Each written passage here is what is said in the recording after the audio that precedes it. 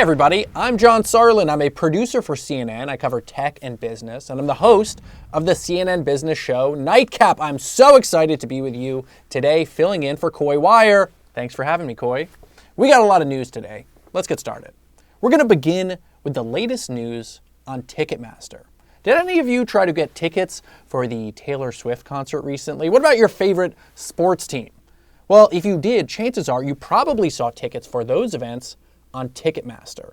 The company promotes itself as the way to buy and sell tickets online for concerts, for sports, for theater events.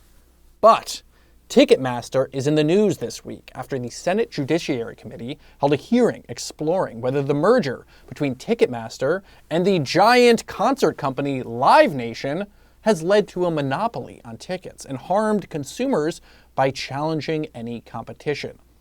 In November, you might remember, Ticketmaster halted public ticket sales of Taylor Swift's Eras tour after a chaotic rollout of pre-sale tickets left fans scrambling and waiting hours in virtual queues for tickets. Congratulations to anyone who might have gotten them. But the debacle was so bad that it did something very rare.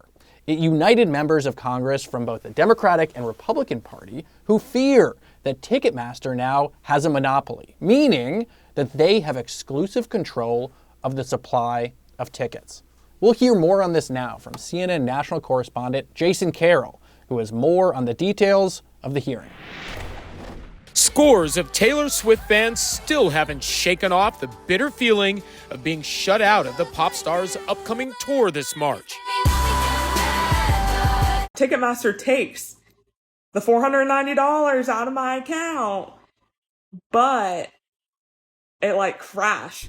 All that ire directed at Ticketmaster, which bungled the pop star's ticket sales so badly last November, it left thousands facing technical issues such as canceled tickets, a crashing site, and an artist beside herself over what fans endured to get tickets. Some of those who did get them ended up paying thousands for resale tickets just to get a seat to see Swift. Now Ticketmaster is in the hot seat. Its parent company, Live Nation Entertainment's president and CFO, Joe Berchtold, will have to answer to a Senate Judiciary Committee about claims the Swift fallout is the result of anti-competitive conduct from a company with too much influence. I've called for years for a change, and maybe Taylor Swift fans will finally put it over the edge. Berchtold is scheduled to testify Tuesday. Part of his planned testimony reads, "In hindsight, there are several things we could have done better. We apologize to many disappointed fans as well as to Miss Swift." Antitrust experts say the real issue before Congress is whether Live Nation Entertainment is a monopoly, something critics say was created in 2010 when Ticketmaster and Live Nation merged. I'm going out tonight. While some industry insiders question how much one hearing is likely to change things, others say the Swift movement has already had an impact.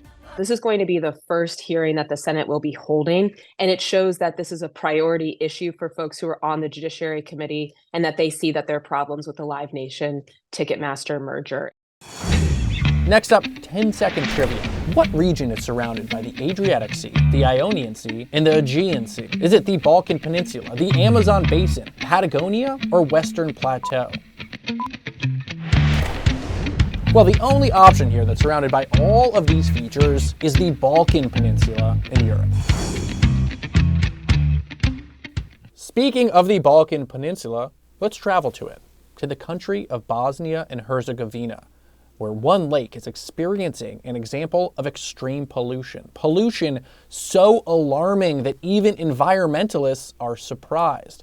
And look, ocean pollution is not unique to the Balkans, but this collection point provides a clear picture of what can end up in waterways when not managed correctly. CNN meteorologist Allison Chinchar has more on this story along the Drina River, where a clogged lake filled with downed trees and frozen trash is gaining attention. Snow falls on a lake on the Drina River. From up high, it's coated with frost, but get a little closer and you can see what's underneath the veneer of snow. A massive tangle of trash clogging the waterway. Even environmentalists are surprised by what ends up here. In addition to floating waste, such as plastic, there are also various household items, including refrigerators and stoves. There is nothing that is not present, but a significant problem is also fallen trees, which are very difficult to remove. Experts say it's a recurring problem at this spot in Bosnia and Herzegovina. There are several landfills and illegal dumps near the Drina River. And after a heavy rain, the waste washes into the water and collects here. Anti-pollution barriers have been installed where the waste ends up accumulating. Local authorities say the problem will continue until there is adequate waste collection and people dispose of their trash more responsibly. In addition to posing a significant health and environmental problem, this is a source of great embarrassment for all of us, as we seem unable to solve this issue for such a prolonged period. A lake of trash, far from what nature intended it to be.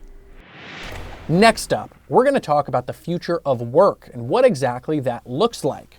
So while many companies offered remote work and flexible and hybrid schedules during the pandemic, workers may now be entering an era of having to go back into the office. Companies from Apple to Disney to Starbucks are now requiring employees work from the office for more than half of the work week. Last week on Nightcap, my show, CNN's digital show focused on business and tech news, I spoke with the CEO, Ed Zitron, about what workers can expect in 2023. You can also sign up for the Nightcap newsletter and watch the show on CNN.com with new episodes every Thursday. Let's see what Ed has to say. The battle over working from home has entered a new phase. Disney just threw down the gauntlet, requiring workers to be in the office 4 days a week. Beginning March 1st, 2 days later, Starbucks ordered corporate employees back to the office 3 days a week. Other companies are enforcing mandates as well. And Jane Fraser, the CEO of Citigroup, one of the only big banks to fully embrace hybrid work, just said this at the World Economic Forum. We do want people collaborating and they do collaborate better together. In productivity, you can see how productive someone is or isn't. And if they're not being productive, we bring them back to the office or back to the site, and we give them the coaching they need until they get their productivity back up again. So with a tight job market, workers felt like they had the power to resist mandates to return to the office. But with all the big layoffs lately in tech, media, and other corporate jobs, has the power shifted back to the employers? Ed Zitron is the founder of Easy PR, who has written about working from home for The Atlantic and his newsletter, Where's Your Ed At? So Ed, is it over? Have we reached the tipping point where this kind of workplace tug of war has now shifted back to the employer because workers are afraid of losing their job?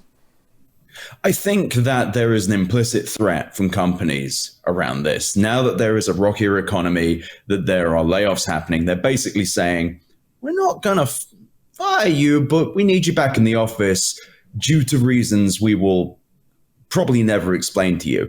The reality is, it's not going away. Remote work is not going away, but big companies, Starbucks, Disney, and so on, are using their leverage here of we're a big company and you want stability to say, come back in the office because it makes us happy.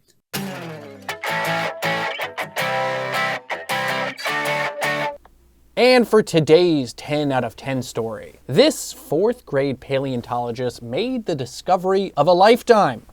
On Christmas morning, while walking on a beach in Maryland, Molly Sampson discovered a massive 5-inch tooth from a prehistoric megalodon shark, meaning big tooth. The megalodon is an extinct species of mackerel shark that lived approximately 15 million years ago.